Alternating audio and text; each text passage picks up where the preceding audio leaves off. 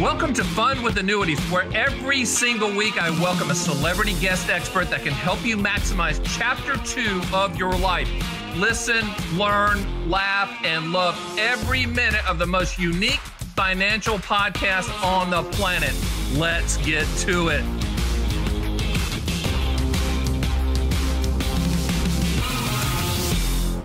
Welcome to Fun with Annuities. I'm your host, Stan, the Annuity Man, America's Annuity Agent. I'm so glad you joined us, a repeat guest, and the reason he's repeating is A, he's one of the smartest guys in the room, but B, he has a new book called Retirement Watch, The Essential Guide to Retiring in the 2020s. We're going to have a link to that on our site. I'm sure you can get it at Amazon, but we're going to make it easy for you if you go to theannuityman.com. We'll have a page for our guest, and let me tell you his name is Bob Carlson. He's been on before, but boy, he is a wealth of information. Bob, welcome back to the show. Thank you. Glad to be here, Stan. Excellent. Well, let's just kind of jump right in about before we get to the book, let's jump into the Secure Act, which, you know, if you could gloss over some of the highlights of that, that would be good, because I'm sure everyone's trying to figure out what Congress is going to pass, if they're going to pass it, and how it's going to affect them as human beings. So can you gloss over that as best you can? Yeah, the Secure Act 2.0 has been passed by Congress. The president should sign it shortly. It was included in a large piece of legislation called the Consolidate Appropriations Act, which is over 4,000 pages. And the Secure Act 2.0 is over 358 pages itself. And it's a compilation of 3 different laws that were making their way through Congress during the year. Has a lot of different provisions in it. A number of them are designed to make retirement plans, employer retirement plans, more available by giving employers incentives to create them, having tax credits, streamlining some of the paperwork, and also to get more people participating in the plans by making mandatory enrollment required for the employers. The employees can opt out, but they have to take action to opt out rather than having to take action to opt in. So those are the big provisions. There are a number of other provisions that are going to affect people who are in or near retirement. The required minimum distribution beginning age is jumping to 73, effective immediately. We'll eventually jump to 75, beginning in 2032, I think it is 2032. And there's changes in catch-up contributions. They're being increased for both IRAs and 401ks, and they're going to be indexed for inflation. But some of those catch-up contributions, the ones to 401k plans for higher income people, are going to have to be made on a Roth basis rather than a traditional basis, which means you won't be able to exclude them from gross income. You'll have to pay taxes on them, even though they're going right into your 401k account. There's also a little change in employer matching contributions, where you can choose to have them treated as a Roth contributions or a traditional contribution. The QLACs, the Qualified Longevity Annuity Contracts, those are also being updated. As you know, they were created by the IRS in 2014 legislation, and they're trying to make them more available.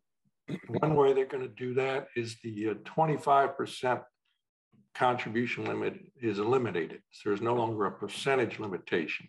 Mm-hmm. And in addition, the $125,000 limit is being increased to $200,000, and it's going to be indexed for inflation.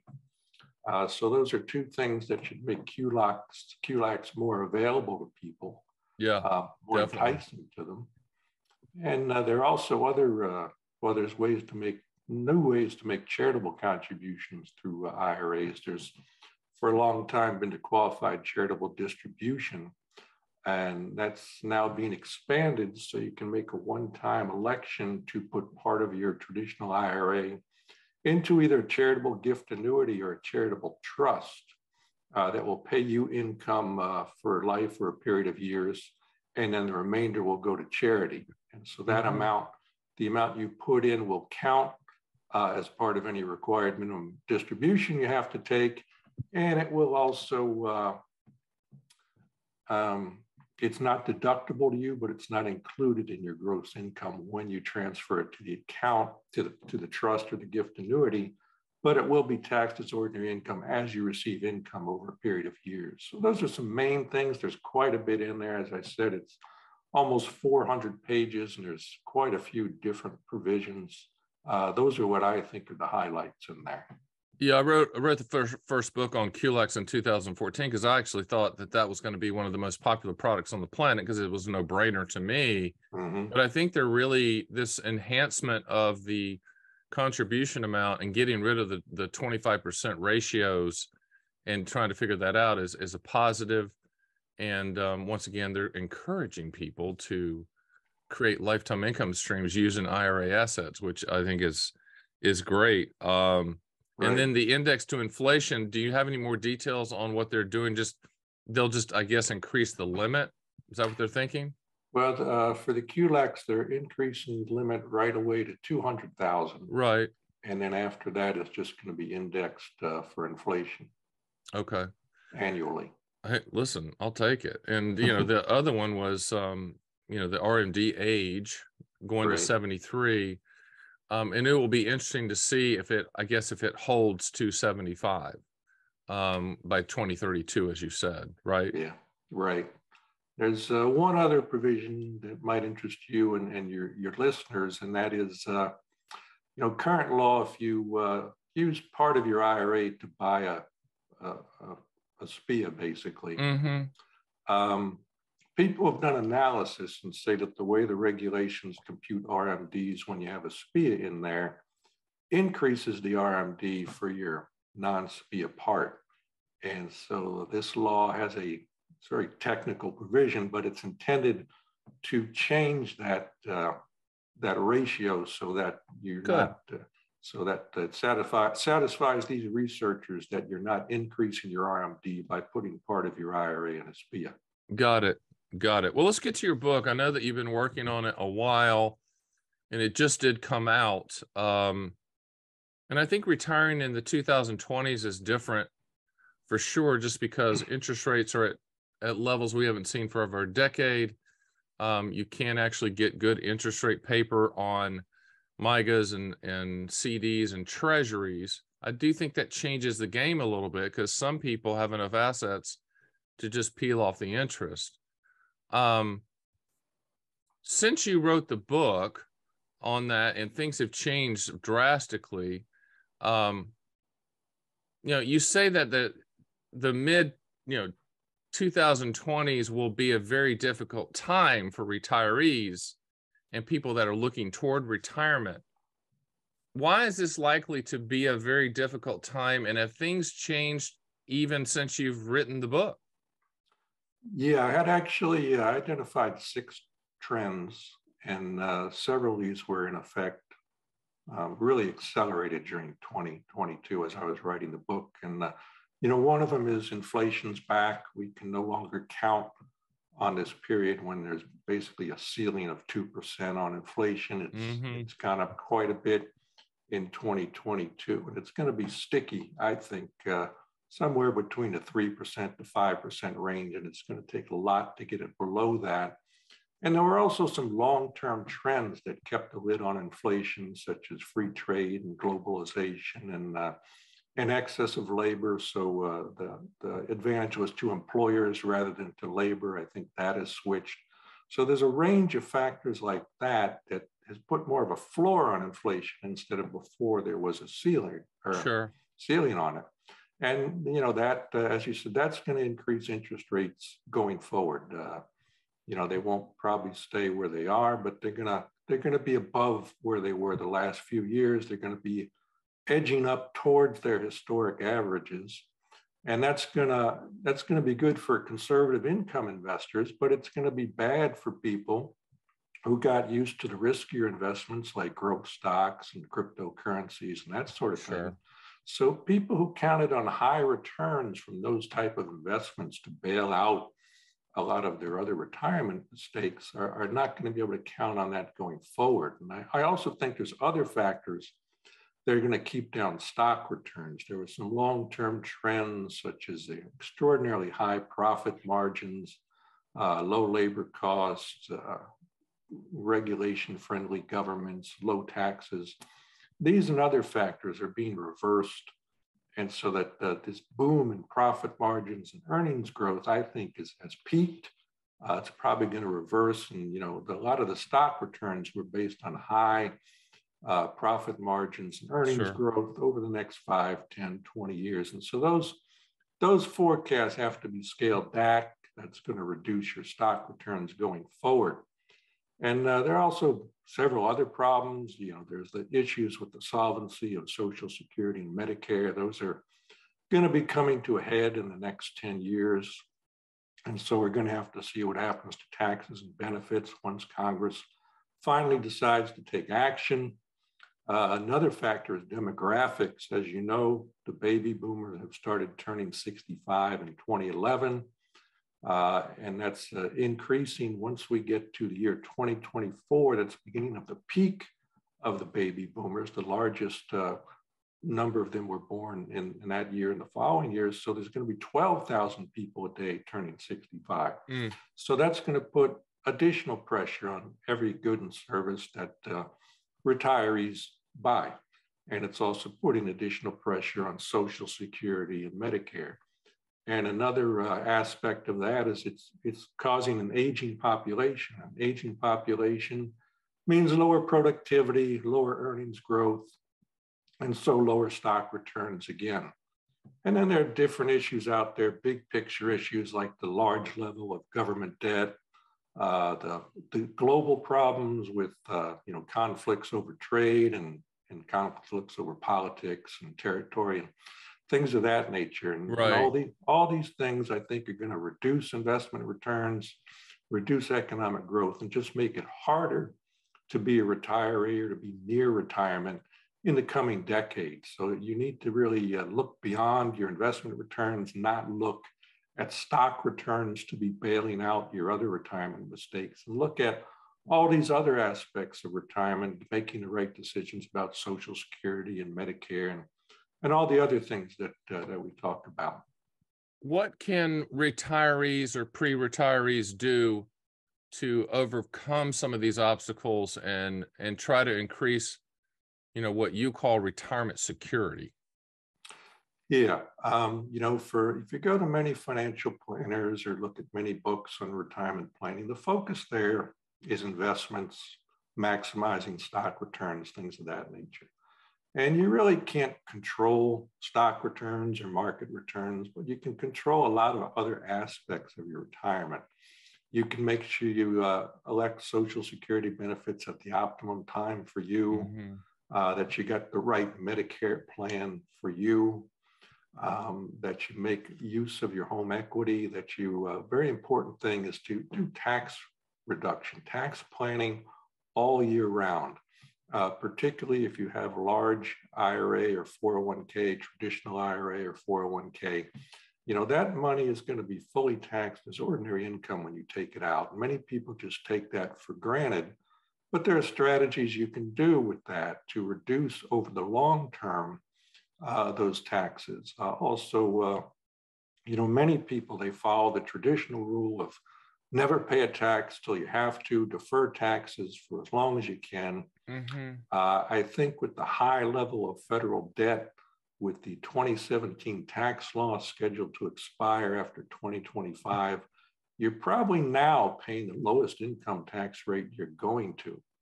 And it might be a good idea to kind of abandon that traditional rule with at least part of your IRA balance and start looking at ways to take some of it out now, pay the taxes at today's rates, and then reposition that money. You can put it in a Roth IRA. If you want income, you can put it in a charitable gift annuity. You can put it in a regular annuity. You can put it in life insurance if it's there primarily for your children or grandchildren to take advantage of. So you're paying the taxes for them and giving them a tax-free benefit. So if you do some long-term planning rather than year-to-year planning, you'll take some strategies that many people are not taking but I think you'll be increasing both your and your family's after-tax income and wealth in the coming years. We're talking to Bob Carlson. If you're not familiar with him, you should be. I'm sure you are. He is he runs one of the best newsletters, and I don't really want to call it a newsletter. It's informational services organization for retirement called Retirement Watch. If you want to go there, it's www.retirementwatch, all one word, retirementwatch.com. And if two words are ever put together that made sense, it's veritable plethora of information. It's Bob Carlson and Retirement Watch. It should be on your pinned list on your computer. You should look into subscribing to his newsletter. He does have a lot of things that you can get for free as well, but I would subscribe. He's got insights to so much. And what I really like about what Bob provides is all of this legislature stuff that's coming through. He's your whisperer. He's the guy that's going to dig in and actually read it and understand it and be able to translate it so you don't have to worry about it. And I think going into the next 4 or 5 years is going to be important for you to have your finger on the pulse, especially if you're retired, which is chapter 2 of your life, and your part-time job is knowing what you're supposed to do with what you've accumulated. And Bob can certainly help with that. Bob, I was thinking while I was doing that, just kind of riffing about who you are, because people need to know.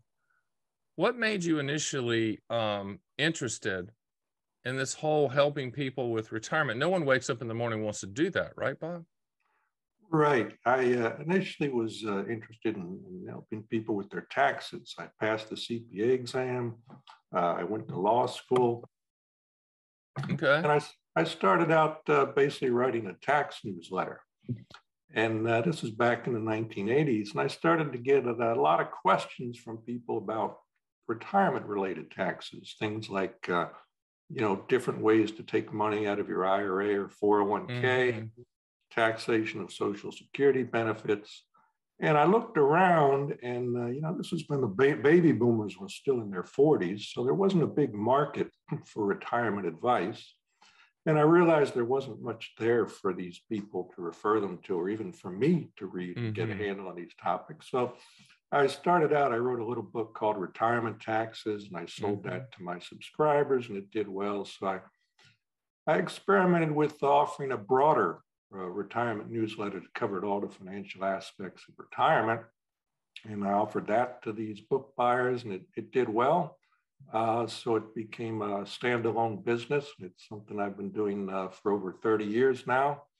And so I found there's a good market for it. And it's something I enjoy, helping people, learn their way, through these really complicated decisions you have to make regarding your retirement finances. And many of these decisions, they're one-time irreversible choices you have to make, and there's a lot of things you have to look at and discuss.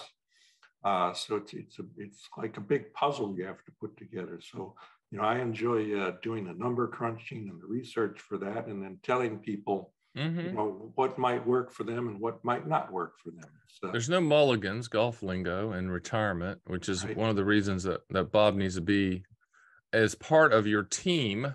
You put together a group of people that you trust, they're going to tell you the truth, they're going to do the research. And Bob he's really kind of a retirement researcher, in my opinion, but with a lot more than that, a lot more detailed than that. What are some of the other, in your mind, unique challenges right now at this point in time, at the time of this taping, to retirement and retirement planning? What's making you scratch your head a little bit here? Well, one thing people don't spend enough time on are their income taxes. There's been this long-term view that you get into retirement, there's all kinds of tax breaks, you're going to pay lower taxes. And in fact, that's not the case. Many people, they're going to be in the same or similar tax bracket as before they retired. And more importantly, Congress over the years has avoided overall broad tax increases, but it's raised revenue with these provisions I call the stealth taxes, which change how you compute your taxable income or how you compute deductions. And it turns out most of these stealth taxes are either intentionally directed at retirees, or they just happen to catch retirees more than other taxpayers. And these are things like how much of your Social Security benefits you include in gross income. It used to be Social Security was entirely tax-free, but over the years, they've gradually increased the taxes on your Social Security benefits. And more people are going to be paying taxes on those benefits because the provisions that the income triggers for that were never indexed for inflation. So just over time, because of inflation, more and more Social Security beneficiaries are going to be paying taxes on those benefits that used to be tax-free. Similar provision is the Medicare Premium Sur Tax, also known as IRMA. As your income goes up, you pay a higher Part B Medicare premium, also a higher Part D prescription drug Medicare premium. Many people don't know about these two provisions, and they take distributions from their retirement accounts or their investment portfolios without realizing it's going to have these secondary effects. And in some cases, each dollar you take out of your investments, your IRAs, is going to trigger a very high percentage of additional taxes, not just say the 24% bracket you might be in, but you can be up there paying 30, 40% taxes on each dollar you take out of that portfolio just because of these stealth taxes that you didn't know about and you really need to be planning for all year round. So that's one thing that always concerns me about new retirees and people, particularly in the early years of retirement, is they don't realize what I call these tax torpedoes are out there to get them. Mm-hmm. And all they have to do is just have an unplanned expense, decide they're going to take it out from a certain account, and they find out they're paying a significant part of that money in income taxes once their tax return season comes around. Let's pivot to the most exciting two topics of all time, Bob. That would be Social Security and Medicare. And I guess for a lot of us out here that I follow you and you follow those, but why does it seem they're not as dependable as they once were? Well, each year, is that just me, or is there something to that? No, there's definitely something to that. Each year, the trustees issue an annual report updating the financial condition of the two programs. And each year they've been saying it's going to run out of money at a certain point in time. They estimate it each year. Mm-hmm. The latest estimate is that the Social Security Retirement Trust Fund is going to run out of money in 2034. And if nothing's done by Congress, that's going to result in an immediate cut of benefits of somewhere between 20 and 25%. Oh, that'll go over well politically. Right. So that's in the news every year for the people who pay attention to it. So Congress has to act. It's going to have to either cut benefits or increase taxes, or what's probably going to do is some combination of those two. And my hope and expectation is that we'll provide a grandfathering or exemption for those who are already receiving their benefits and those who are likely to get them in the next 5 to 10 years, and put all or most of the burden on younger people than that, because they still have time to plan. They probably won't provide grandfathering for your higher income, higher net worth retirees. They'll find some way to reduce their benefits through some formula or increase the taxes to them. But I'm hoping that's the way it will go. And what the trustees' annual report says is the longer Congress waits to act, the greater the changes are going to have to be in order to get back into balance. So, each year Congress waits and spends time on these other issues, increases the cost to the rest of us of getting these programs back in order. Mm-hmm. Now there's one myth about the Social Security and Medicare that it's widespread and really hampers people's retirement planning. We need to address that. And that is, when the trust fund runs out of money, that doesn't mean the program's over. There's annual payroll and self-employment taxes collected each year. And the trustees estimate that indefinitely, those are going to pay for about 77% of the promised benefits. So the program won't end even when the trust fund ends. The question is, what are we going to do that gap between the 70%, 77% that can be paid through the annual taxes and the rest of it, the 23% that's been promised, but that there's no money for. So, there's a lot of young people, and you can look at polls where they say, well, I'm just assuming I'm not going to get anything from Social Security. And that will make you save too much money. It will make you deprive yourself of a current standard of living you could achieve. It might make you invest taking higher risk than you need to, just because you think you're going to have to make up this money. So it's important to understand, even when the trust funds run out of money, the program's not going to end. It's just the full benefits might not be available, but you're still going to get a substantial part of these promised benefits. That's an interesting explanation that I've really never heard, because you hear the media, which unfortunately we listen to, talk about it, and they talk about it and frame it so when that's gone, it's gone, it's over. Right. And I think everyone on this show probably went, wow, okay, that actually makes sense and common sense and is linear thinking. Let's talk about, for the people that are listening to this podcast on all the major podcast platforms or watching us on the Fun with Annuities YouTube channel, and they're about 5 years away. They can see the finish line, Bob. In a 4-lap race, they've run 3 laps and they're going into lap number 4. So they're 5 years away. What should they be aware of? I mean, what should they be looking out for and planning for? There's several things that are very important at that stage. One is you start looking at, when are you going to take your Social Security benefits? Mm-hmm. And many people just assume, when I stop working, I'm going to collect the benefits. Or when I'm first eligible, I'm going to collect the benefits. And the data show that most people start their Social Security benefits before full retirement age. But it's better to take a longer term view, realize that those benefits are going to increase about 8% a year for each year you delay them. That's 8% tax-free and guaranteed, which you can't get anywhere else. 8% tax-free guaranteed. That's not available anywhere else. And you can look at the numbers, and there's studies out there that show it actually makes sense to draw down your other retirement assets to pay retirement expenses so you can delay your Social Security benefits. So I think it's important for people to really carefully consider when they're going to begin those benefits, particularly for married couples, because what they don't realize is at some point, one of them is going to die and leave the other one as a solo spouse.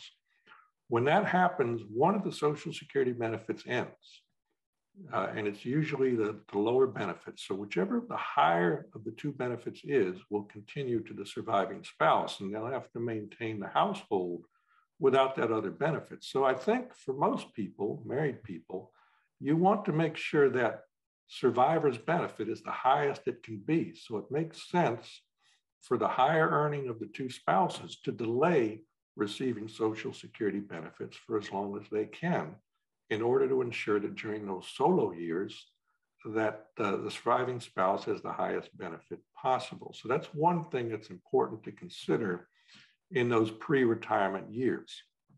Another thing to carefully consider is, how are you going to turn this nest egg you're accumulating into income, into cash flow during retirement? You've been trained for 30 or 40 years to invest or save as much as you can, invest it for growth, and accumulate as big a balance as you can. But once you get in retirement, you have to think about, how am I going to turn this into cash flow? And I typically recommend that people consider generating enough guaranteed lifetime income to pay for their basic living expenses. So that would be Social Security, any employer pension they have, and then start looking at putting money into either SPIAs or MYGAs to generate that income gap. And the MYGA addition has just been recent. So, just because rates have gone up, and you can, for a lot of people, they can just peel off the interest and never touch the principal. It harkens back to the Jimmy Carter days. A couple things on the Social Security waiting to age 70. I just had Steve Parrish on, from the American College, and him and Wade Fowle, who's been on the program as well, they're releasing a study in January that echoes what you were saying, which is the, waiting to age 70 if you can. And they ran it looking at every mathematical possibility, just like you did, Bob. The other thing, just on retirement income, and income floor is what I call it as well. If you can get away with peeling off interest from, say, a MYGA, CD, or treasuries, then do it. Now, the question is, well, what happens, Stan and Bob, if rates go down? If they force our hands to then annuitize and buy an immediate annuity, then we do that. But also, too, you need to think of the immediate annuity as a precursor strategy for the cognitive decline that will happen if you live long enough. So these are also things I think that I'm having more and more conversations with people at this point, because, you can lock in a 10-year guaranteed MYGA with an interest rate that makes sense. But the question is, what happens after those 10 years? That's a bridge we have to cross. But these are unique times, and I think they're pro-consumer times as well, because the pricing of annuity guarantees are very favorable. As Tom Hegna says, the mortality credits are very favorable at this point in time. Never a good time you can't time annuity purchases, but you have to feel comfortable with the guarantees, and the bell doesn't ring at the top or the bottom. What are some other things that you want people to be aware of if they're retiring within the next 5 years? Well, one thing people tend to ignore is their home equity. It's one of the most valuable assets most people have, and they kind of know it's there, but they don't really know what to do with it or have a plan for it. Now, some people decide they're going to downsize and they're going to move part of that home equity into their investment portfolio, which is fine. It's a good strategy. The problem is most people who try that, they do it wrong. There are a lot of costs with that strategy that are often overlooked when they're estimating the benefits of it. So in the book, I go through that strategy and explain, the things people often overlook or over-exaggerate or things of that nature. So that's one aspect of home equity to look at carefully, is if you're going to downsize to use your home equity for retirement, make sure you do it right. Make sure you have a good estimate of the benefit that's going to come from that and the costs that are going to be associated with that move. The other thing to look at is, once you're in the home you plan to stay in and you have a little or no mortgage on it, consider setting up a reverse mortgage line of credit. And this is something that can come in really handy when there's some kind of cash crunch. Once you're in retirement, you don't have a regular income. It can be hard to get a loan if you need it.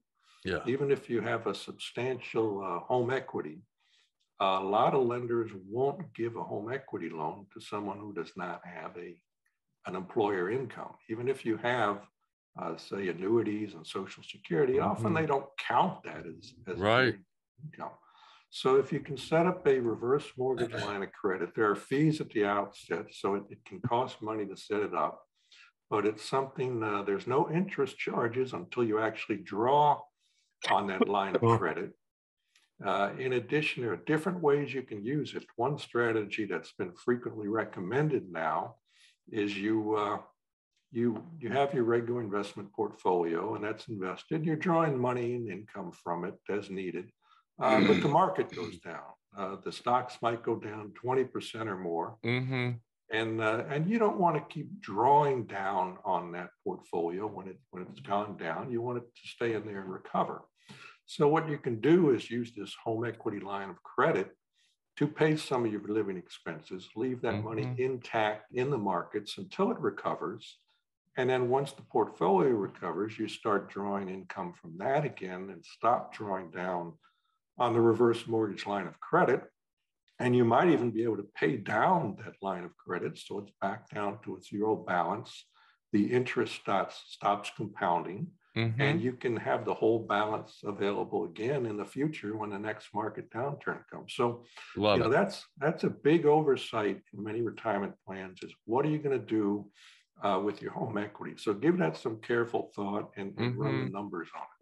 Yeah, and there's been such bad, kind of like annuities have gotten a bad rap for how they've been sold. I mean, the reverse mortgage and the home equity line of credit, all that has been really done wrong on the from how they've been presented on television with ex movie stars and athletes that know nothing. Kind of like the Medicare thing as well. It drives us all crazy. If you had to narrow down like one or two things about retirement planning, like if someone only could know two things, what would you tell them to know? What would be those one or two things that they just have to know? Yeah, I'd say the first one, it's non-financial. Many people are financially secure in retirement, but they're unhappy. They have what you would call an unsuccessful retirement, simply because they're not happy. And the reason that happens is people are, your retirement plan is focused on finances, making sure you have enough money. You've gone over these issues we've discussed. But what happens is you have a lot of free time in retirement. All that time you used to spend working and commuting, it's time you have to fill. Yep. And you have to decide how you're going to do that. You need not only to fill that time, you need structure to your days, to your weeks, to your months, and you need a purpose. The really key to successful retirement is having some sense of purpose. And it doesn't have to be something big. It's not like you have to go out and start a charity or something like that.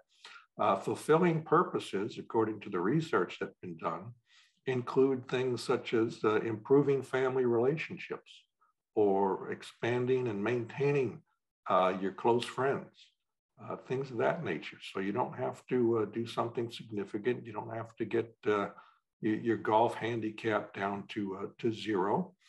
Anything of that nature, but you have to find out what's going to give you a purpose. What are you going to enjoy?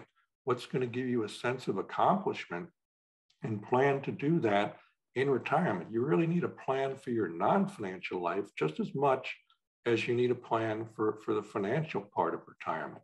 And that's something that's overlooked by almost everyone that goes into retirement. And I've talked to many people, and it's said it's taken them anywhere from 2 to 5 years to figure out how to be retired. Oh yeah.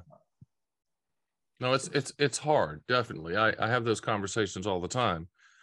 You're in chapter 2 of your life. One of your part-time jobs is managing and overseeing, with the experts that you surround yourself with, your retirement assets and that type of planning, whether it's for legacy or, while you're alive. It is a part-time job as you have accumulated these assets. You just can't let them sit there, as a lot of people do. Regardless of age, this is something I've always wanted to ask you. Regardless of someone's age, whether they're young or old or whatever that means, what are some of the basic steps that people could take to start preparing or prepare better for retirement? Whether they're just, they're in retirement now and trying to get better at it, or they're trying to think ahead. What would you recommend? Yeah, step one is to establish goals. Not only financial goals, but as we discussed, these non-financial goals. So establish goals. Another thing that's often overlooked and that I emphasize in the newsletter is expect change. Retirement's changed a lot in the 30 years I've been doing Retirement Watch. It's going to change again. And in fact, it appears to me that the changes we've had in recent years and that I see coming down the pike are going to be more rapid and more significant than it's been in the past. So anticipate change, be prepared for it. Know that your retirement plan is not set in stone. It's not a roadmap. It's something you have to review regularly, see where your assumptions are wrong, see where you've changed, see where, of course, the tax law and other things outside your purview have changed, and adapt your plan to that. The important thing is the longer you wait to review and make changes, when you eventually do it, the bigger the changes you're going to have to make are. So it's better to review regularly and make modest changes rather than to wait 5 years and suddenly realize you've got to slash expenses or something of that nature.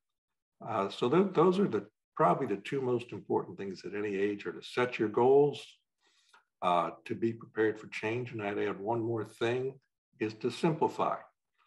Particularly as you get older, but certainly at any point, I find out that many people procrastinate about their decisions simply because they've accumulated such complications in their life, whether they have too many financial accounts or they're trying to balance too many things. I recommend people consolidate their accounts at one broker if they can. If not, then narrow it down as many as you can. Your different types of asset ownerships. I've seen people, they've got like 30 different investments.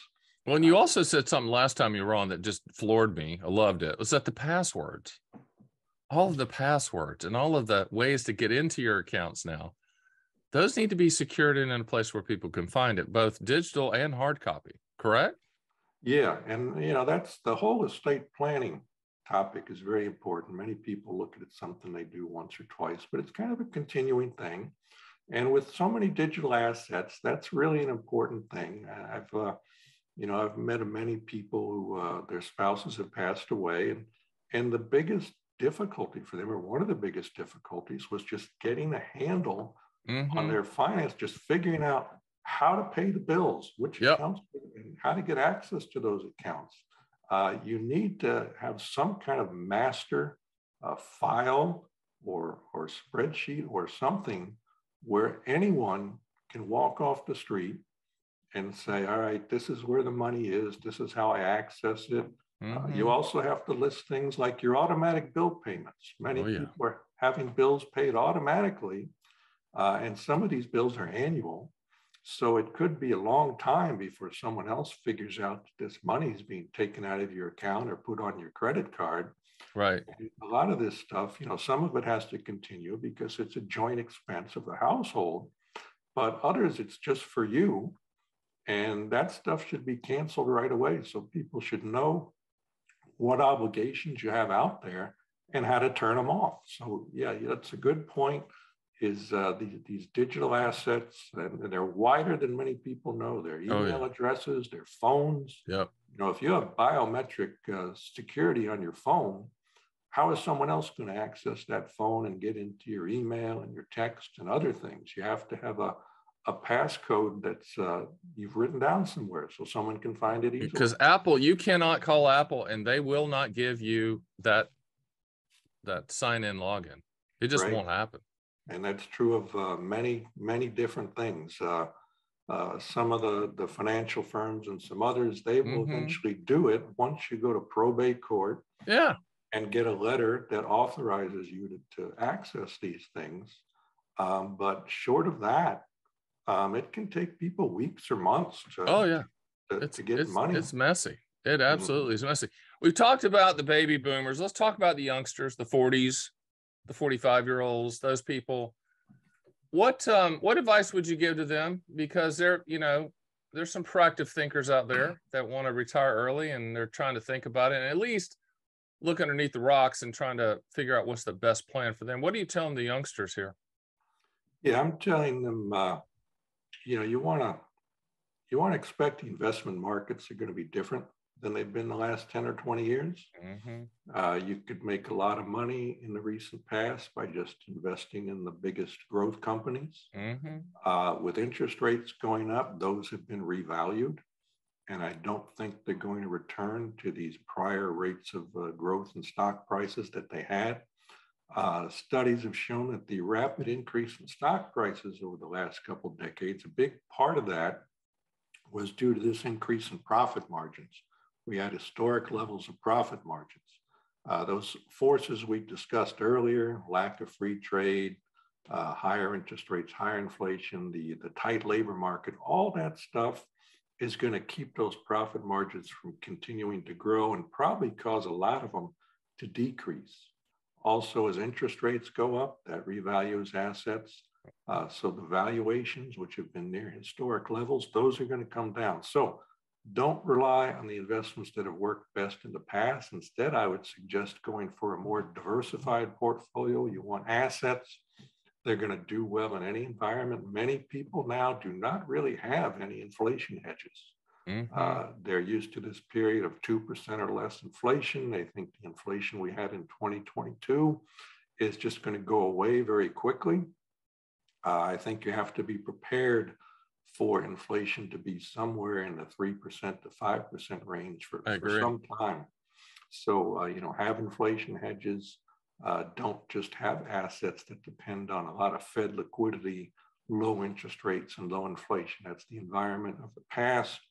I don't think that's going to be the environment of the future. So, as I said, more diversification in the portfolio than previously people have had. Gotcha. We're talking to Bob Carlson of Retirement Watch. You can go to his site at retirementwatch.com. That Retirement Watch is all one word, retirementwatch.com. If you haven't been there, go there. If you know where it is, keep going there, pin it, put in your favorites, subscribe, because he is a fire hose of factual information. And we just love when he's on, especially when there's new legislation, et cetera. But in this occasion, it's because of his new book, and the book is called Retirement Watch, the Essential Guide to Retiring in the 2020s. And it's timely, with all these baby boomers retiring, you should have it on your shelf. You should flip through it and refer to it because it is a very good read. Now, before we go, Bob, as you know, I do a mic drop moment, so that I'm going to ask you to wow us with some, whatever you have on your mind, as a mic drop moment, to leave us with an epiphany of thought or whatever you have. So here we go. Bob Carlson, Retirement Watch. In 5, 4, 3, 2, 1, go. Yeah, I'd emphasize a point I made earlier, which is expect change.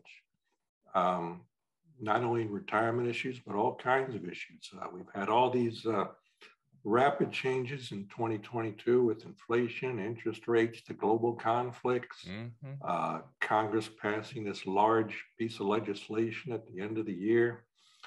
So expect change. And as we said, Social Security and Medicare are going to have to change simply because they're not sustainable under the current structure. So, don't be closed-minded. I find many people, once they get in their late 30s or in their 40s, they think they've learned all they need to know. They're just going through life, repeating what they already know, saying, oh, this is what you do for this is what you do for that. As you get even more older, you'll realize that that's not the case. You have to keep an open mind that these things you learned in your 20s and 30s might not still apply. Some of them will, but not all of them. Right. So keep an open mind, keep learning, keep being inquisitive, always be questioning things you've been told, things you think you know, and be looking out for what's new.